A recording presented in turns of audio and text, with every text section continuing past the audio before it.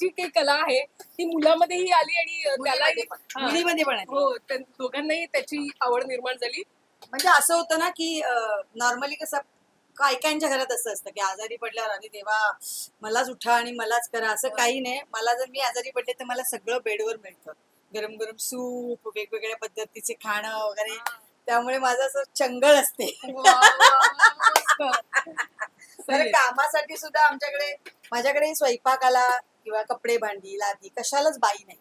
काय म्हणणार? हा म्हणजे आज तागायत तरी पण नाही. हो म्हणजे इतकं नीट नेटकं घर आहे. म्हणजे आता गणपती म्हणून तुला जसं मेसी दिसेल काहीच मेसी नाहीये पण मी म्हटलं इतकं नीटनेट काय मी म्हटलं हा ठीक आहे घरात काम करणारी लोक असतील आणि त्यांनी व्यवस्थित ठेवलं हाऊसमेड माझ्याकडे नाहीये, हाऊस हेल्पर माझ्याकडे नाहीये. कारण एकदा आपली वेळ तुला माहितीये शूटिंगच्या वेळा बरोबर. इतक्या विचित्र असतात की मी सकाळी 5:45ला घर सोडते हम्म. आणि माझं सध्या साधी माणसं स्टार प्रवाहाला चालू असल्यामुळे माझं शूट असतं मडला.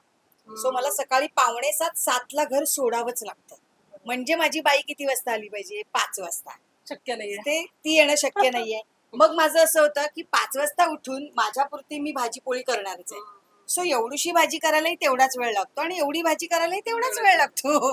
मग माझं असं होतं की मी आता जातेच आहे तर मी करून जाते.